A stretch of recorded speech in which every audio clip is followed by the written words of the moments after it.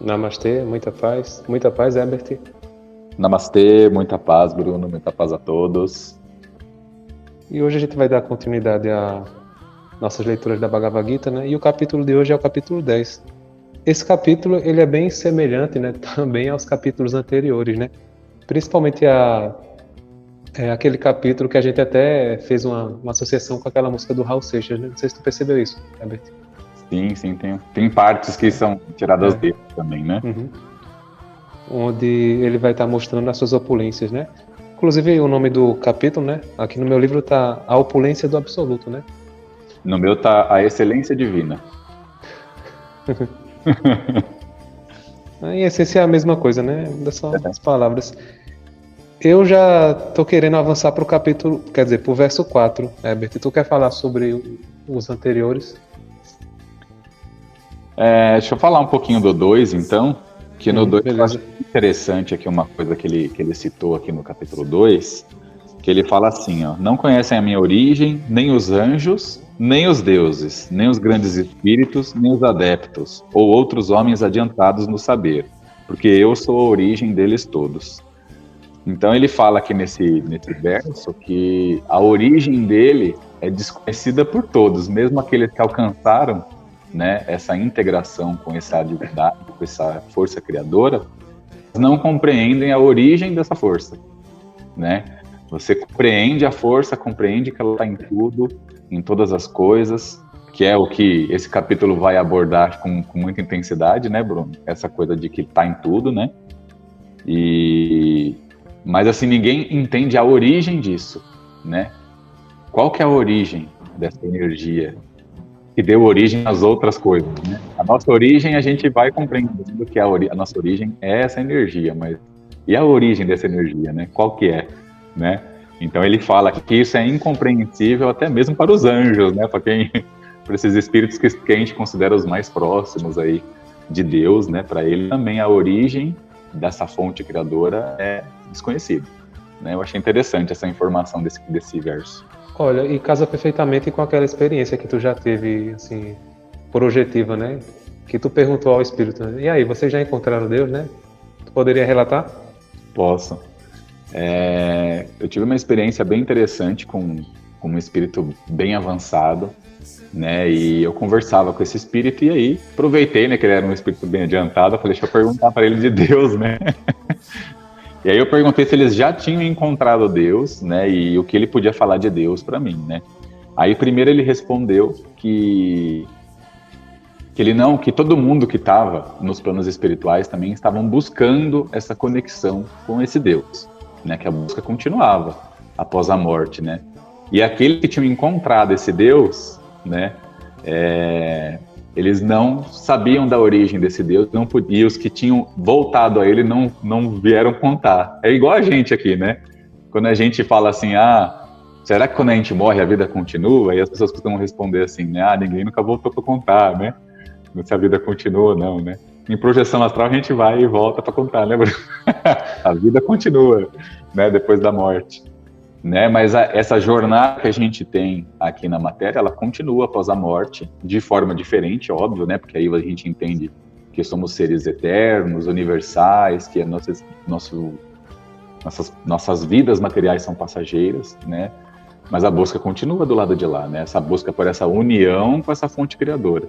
E aí ele fala que todos que compreendem essa força, é como se você retornasse, você sai da criação, né? E essa criação inclui o plano espiritual também, né? Então, eles ficam sem saber, né? Precisa realmente alcançar essa energia para ser una com ela, né? É o que tu falou, né? A nossa busca continua, né? Então, se aqui a gente tá numa busca, assim, forte, né? Para entender o que é Deus, né? Certamente quando desencarnar vai continuar, né? E no outro lado, né, Herbert, a gente acaba tendo, como é que eu posso dizer, assim, mais abertura, né? Para tanto assim adquirir mais conhecimento, mas também vivências, né, cada vez mais profundas, né? Então, conforme o espírito vai se depurando, né, ele vai tendo acesso a mais coisas, né? Porque a gente, na nossa limitação atual, a gente não tem assim capacidade de lidar com muito conhecimento, né? A nossa ciência nem conhece ainda o universo, né? Imagina a gente entender o criador de tudo isso, né? É uma coisa muito grandiosa, sabe? Porque a gente está falando de um universo que tem bilhões de galáxias, né? Sabe? Trilhões de planetas, né? Então, quando você fala até bilhões, você não consegue nem, como é que eu posso dizer? Mensurar, né, Herbert? É, Porque é um número muito, muito grande, sabe? Então a gente tem que pensar que o criador é o criador de tudo isso, né? Entendeu? Então as religiões criam um conceito humano, né, para ajudar as pessoas na sua conexão, né? Mas não quer dizer que ele se limite apenas a isso, né?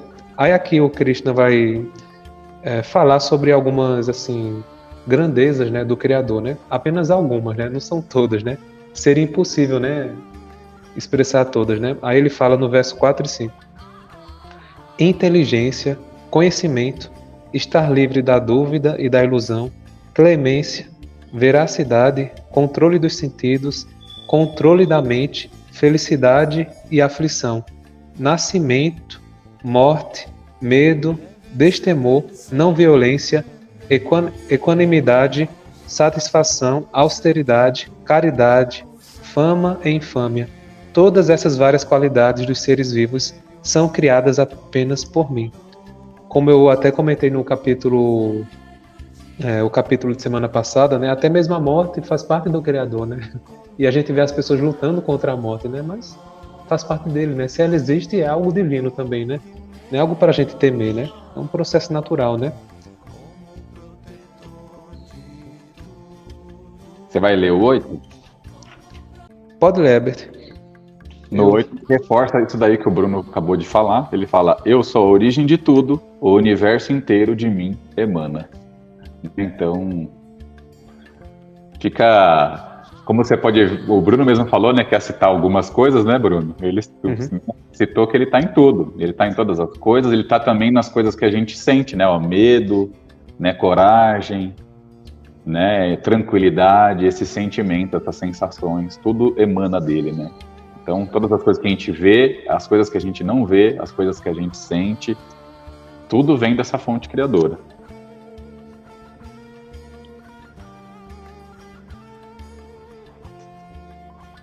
Você vai pra... Eu vou ler o 9 agora, Herbert. Tá bom. Os pensamentos de meus devotos puros residem em mim. Suas vidas são plenamente devotadas a meu serviço, e eles obtêm grande satisfação e bem-aventurança, sempre se iluminando uns aos outros e conversando sobre mim. Então, aquelas pessoas que estão mais conectadas, né, da fonte, o que é que elas fazem, né? Elas vão estar constantemente conversando sobre o divino, né? Vão estar exaltando as qualidades dele, né? Então essas pessoas conseguem alcançar a bem-aventurança, né? E vão estar compartilhando com as outras pessoas, né? Eu achei isso interessante, né? Porque quanto mais luz a gente adquire, né? Mais responsabilidade a gente tem de compartilhar com mais pessoas, né? Porque é um sentimento de bem-aventurança onde você sente essa obrigação de levar para mais pessoas, né? Para que mais pessoas também possam alcançar essas conexões, né? Então ele fala que essas pessoas que alcançaram essa compreensão, né? Que é que elas fazem justamente isso, né? Não vão estar preocupados com as outras pessoas, né, em criticar, em fazer julgamentos, mas viver uma vida assim, devotada a servir a humanidade, né? Porque a humanidade é Deus também, né? De uma certa forma, né? No 10 ele até conclui aí, né, Bruno? Ele fala assim, ó, eu sou a ciência do discernimento e intuição para chegarem até mim. Ou seja, ele vai dando ali, né, o conhecimento, o discernimento, vai intuindo para que essas pessoas cheguem até ele e claro, né, como o Bruno citou, essas pessoas também vão levando outras junto com ela, né? Porque como a pessoa vive aquilo, né, a pessoa vai transmitindo aquilo para outras pessoas, né? E vai todo mundo junto, um levando o outro, né, Bruno? Aí essa união com esse todo. É como nossos mentores, né? Nossos anjos da guarda, né? São pessoas que já alcançaram uma certa iluminação, né? Um grau de sabedoria, né? O qual eles sentem o dever de nos ajudar também, né? Porque eles entendem que nos ajudando, eles vão estar ajudando a si mesmo, né? Porque tudo faz parte dessa mesma energia, né? Aí no verso 11, né, eu acho bem bonito esse verso, porque ele fala o seguinte: para lhes mostrar misericórdia especial, eu residindo em seus corações, destruo com a luz brilhante do conhecimento a escuridão nascida da ignorância. Olha que verso bonito, né? Muito bonito. É tão bonito que eu vou nem comentar para não estragar. Quer ir pro próximo, Herbert?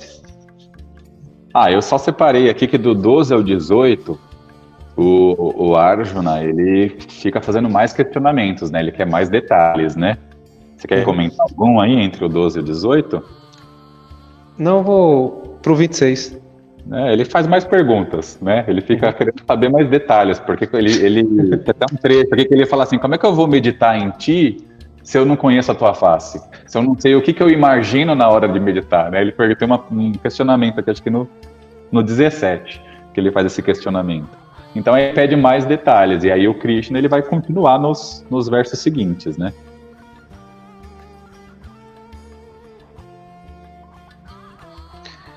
Você vai ler o 20? Pode ler o 20, Herbert, que eu vou pro 26. 26 e até o 28. Então, o 20 tem uma coisa bem interessante, né? Que ele cita bastante aqui nesse capítulo, que cita 2 vezes nesse capítulo, né?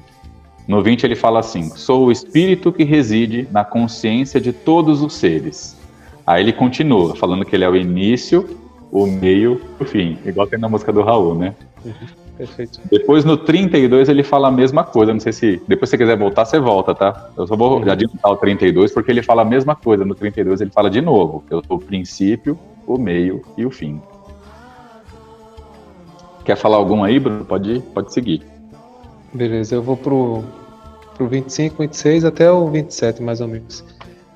Aí ele vai falar: dos grandes sábios sou o burgo, das vibrações sou o Om, transcendental. Dos sacrifícios sou o cantar dos santos nomes. E dos objetos inertes sou os Himalaias, né? Os Himalaias são aquela região de lá, são consideradas uma das maiores montanhas, né? O meu tá assim, ó: entre as montanhas eu sou o Himalaia, querendo dizer que entre as montanhas ele é a maior de todas, né? Bacana, né? Aí, deixa eu ver. De todas as árvores sou a figueira de Bengala, e dos sábios entre os semideuses sou Narada. E vai até o 28, mais ou menos, ele falando isso aqui, né? Deixa eu ver se tem mais alguma coisa interessante. Né, só para o pessoal ter uma ideia, né, Bruno? De tudo que existe, ele vai falando que ele é sempre o maior e o melhor de todas essas coisas. Né, para a gente poder entender essa força criadora, saber que ela é muito grandiosa mesmo. Não que ele não esteja nas pequenas coisas, mas ele vai dando aqui colocando as qualidades dele aqui pro Arjuna, mostrando pro Arjuna que tudo que é maior é o que representa ele. Né? Porque como o capítulo fala sobre opulências, né, ele vai mostrar suas grandezas, né? Pelo menos assim foi o que eu entendi, né? Dos peixes, ele é o forte dos peixes. Por exemplo, nos versos anteriores, ele fala que ele é até a fama e a infâmia, né? É a vida e a morte, né? Ele vai falando essas coisas também, né? Mas aqui ele vai fixar mais nas grandezas, né? Tem uma hora que ele fala que é o Ganges, né? Eu achei bonito esse aqui, que ele fala dos mantras, eu sou o Gayatri, né? O Gayatri é um dos mantras considerados assim, mais importante, né, na tradição indiana, né? Aí depois vocês pesquisem aí o mantra Gayatri. É um mantra bem bonito. No 33, Bruno, ele fala: das letras, eu sou o A. Por que ele é o A? Porque o A é a primeira letra, né? É o que começa, é o princípio. Então ele é o A, né? É interessante isso também.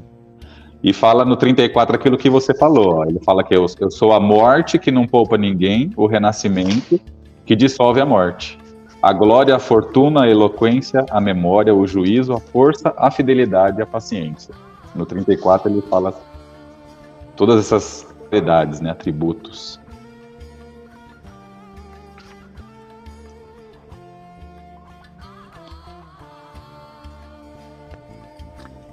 E aí eu vou caminhar para o final, Herbert. Pode ir. O meu também é o finalzinho. Olha, eu vou ler o 41, tu quer ler antes? Eu ia ler o 39 também. Pronto, pode ler. Leio aqui? Ó. 39. Eu sou aquilo que é o princípio essencial na semente de todos e de todas as coisas na natureza. Cada ser, animado ou inanimado, é por mim penetrado, e sem mim nada pode existir, nem por um instante. Você falou que vai ler o 41? Eu vou ler o 40 também, então. Sem fim são as minhas manifestações divinas. Só exemplos delas te apresentei. Os meus poderes são infinitos em qualidade e variedade. Aí, no 41, ele fala: todo ser e toda coisa são produto de uma infinitésima porção do meu poder e da minha glória. Né? Então, aí ele fala que a gente é um infinitésimo, né? Apenas todo o universo é apenas um pequeno pedaço dele. Olha que ser grandioso, né? Foda, né? Aí fala o seu 41 aí, Bruno. No 41 e 42 ele continua, né? Fica sabendo que todas as criações opulentas, belas e gloriosas, emanam de uma mera centelha de meu esplendor, né? No 42 ele vai falar mais ou menos o mesmo, né? Com um simples fragmento de mim mesmo, eu penetro e sustento todo este universo. Então é uma coisa grandiosa, né? E como é que eu posso dizer sobre como a gente meditar, né? Sobre essa fonte, e a gente pode simplesmente trazer nossa atenção para o nosso coração, né? Porque se ele está em tudo, ele vai estar no nosso coração, né? Como ele falou aqui, né? Então você não precisa formular como é que eu posso dizer, uma imagem, né? Você pode se conectar com o seu coração, que você vai estar meditando em Deus, né? Eu acho que essa é a grande mensagem mesmo, né? Como a gente tem ele em todas as coisas, né? Em nós mesmos, é focar nessa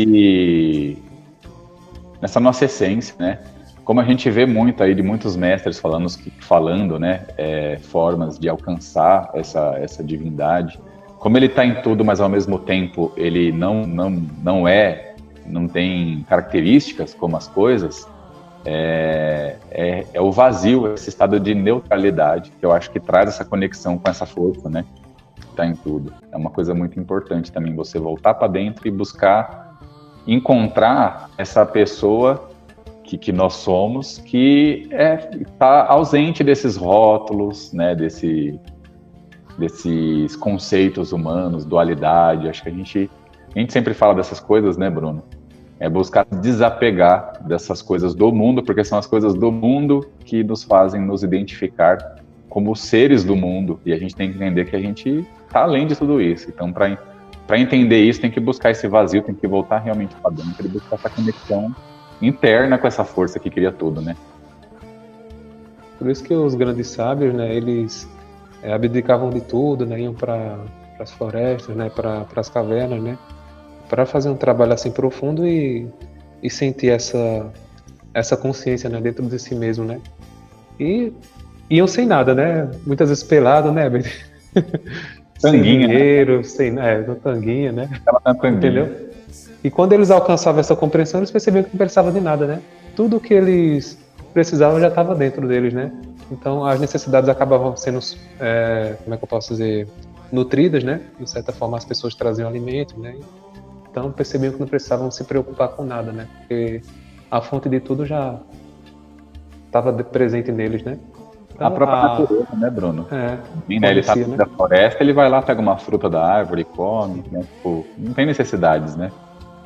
Isso os que se alimentavam, né? Porque tinha um pessoal que já não se alimentava de mais nada, né? Já transcendia essas necessidades, né? Tinha alguns que o pessoal fala que eles se alimentavam de prana, né? Eles faziam técnicas respiratórias ali que a própria respiração alimentava o corpo inteiro, né? Não precisava de mais nada.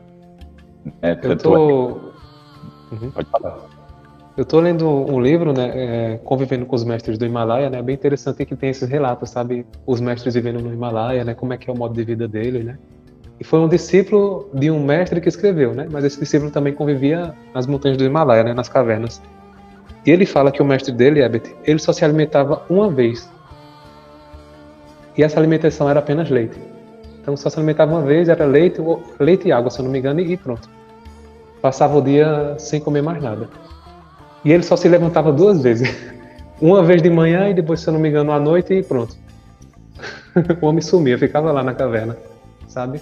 Então, assim, são pessoas que atingiram um grau assim de sabedoria, né, de conexão com o divino que a gente não compreende, né?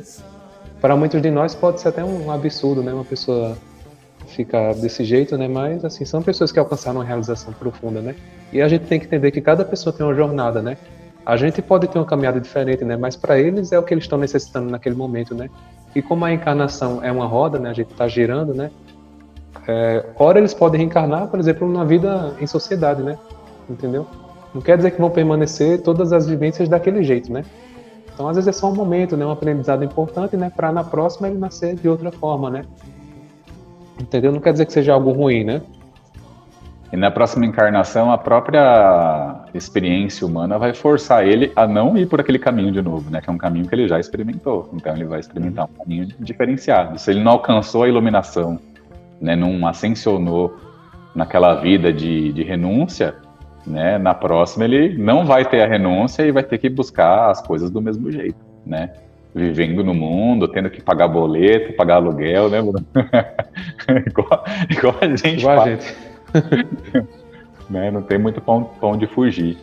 E tem uma coisa interessante, né, que eu ouvi de um professor uma vez, né? Tem a regra dos 3, né? Eles falam assim: você pode ficar 3 semanas sem comer, 3 dias sem beber água, mas você não fica 3 minutos sem respirar. Então isso mostra que o quê? Que a respiração é a nossa principal fonte de vitalidade, né? Você é vivo porque você respira. Se você parar de respirar, você morre, né? Então, esses grandes mestres, esses grandes gurus que ficam sem comer, eles adquirem uma capacidade de se nutrir através da respiração que a gente não compreende. Aí eles precisam só daquilo, não precisa de mais nada. Como o Bruno falou, às vezes levanta, né, fica ali muitos dias sem beber água, sem comer, às vezes levanta um pouquinho, vai lá, bebe dá só um golinho na beira do riacho ali, alguma coisa assim, e volta a meditar de novo. Né? E passa assim muitos dias de novo sem comer nada, sem se alimentar, e a pessoa fica saudável, a pessoa não fica ali raquítica, esquelética, nada. Doente, né? Ela fica super saudável porque ela realmente se nutre dessa energia, como se ela conseguisse captar mais energia do que a energia que a gente capta normalmente, né? Através da respiração tradicional. Agora, tem um detalhe importante, Herbert, geralmente essas pessoas são maduras, né? Então são pessoas, assim, já idosas, né? Então é claro que o corpo não é igual ao corpo de um jovem, né? É. Porque não são coisas que a pessoa aprende, assim, na juventude, né? Entendeu?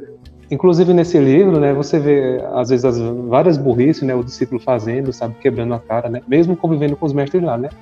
Mas os mestres, geralmente, são pessoas mais maduras, né? São pessoas que têm 30 anos, né? Ou 20, né? São pessoas que já têm 50, né, 60 anos, né, já atingiram uma certa maturidade, né? Então a gente pode ver essas pessoas magrinhas, né, velhas, né, mas assim alcançaram assim, grandes realizações, né? Porque é difícil um jovem ele receber essas aberturas, né? Que muitas vezes também acontece através do plano espiritual, né, Berti? Ele vai ajudando, né, vai ensinando, né, as práticas, né? Mas dificilmente acontece na juventude, né? Dificilmente a gente vai ver um iluminado com 20 anos, né? Porque o jovem, ele tá totalmente em outra direção, né? Tá querendo, assim, festa, né? Farrar, essas coisas, né?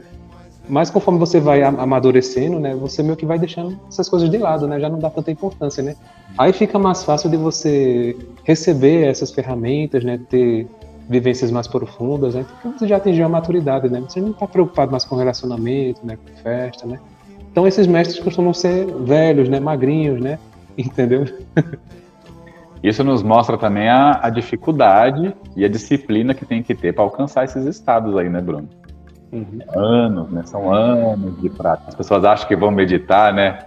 10 minutos por dia e em um mês, eu sou uma pessoa iluminada. Não é assim, não. Quem dera, né?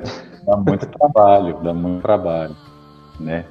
A gente está há muitos anos já, né, Bruno? Praticando muitas coisas e até agora ninguém se iluminou, né, Bruno? A gente continua estudando e fazendo prática, né? É um processo bem difícil, bem demorado. Eu acho que é isso, Herbert. Quer falar mais uma coisa? Não, vamos finalizar. Acho que é isso. Esse capítulo foi fácil, né? Uhum. Porque já continua as ideias dos outros, né? Tem muita assim, coisa para comentar, não, né? E assim, fica a sugestão, né? Quando for meditar, né? Levem a consciência para o coração, né? Lembrando, como o Krishna falou, né? No coração você também encontra Deus, né? Você não precisa dos templos, né?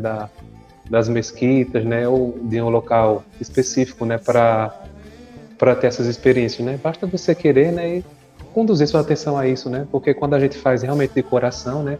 Como o Krishna também fala, né? Ele acaba facilitando, né? O caminho, né? Para que a gente consiga alcançar essa meta, né? E assim como os templos a gente considera locais sagrados, né? O nosso corpo também é um templo, tem que considerar ele sagrado e tem que cuidar desse corpo, né, Bruno? Tem que deixar ele saudável, tem que se alimentar bem, né? Tem que evitar aí as coisas que fazem mal pro corpo, né? Tem que manter essa harmonia, fazer exercício, fazer yoga, né, Bruno?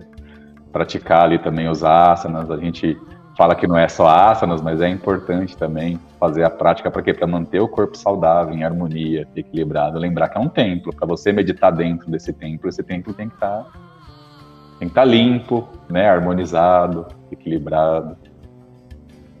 E até a meditação você não consegue, né, Bertie? Quando o corpo tá ruim, né? Tá aquele corpo travado, né? Você vai meditar, dor nas costas, né? Dor nas pernas, dor não sei na onde, né? Então até mesmo fazer uma prática da meditativa se torna uma coisa difícil, né? Porque tem tanta dor, tem tanto desconforto, né? Devido a não fazer nenhuma atividade que você não consegue meditar, né? Então esse cuidado é importante. Herbert, muita paz para todos e até a próxima.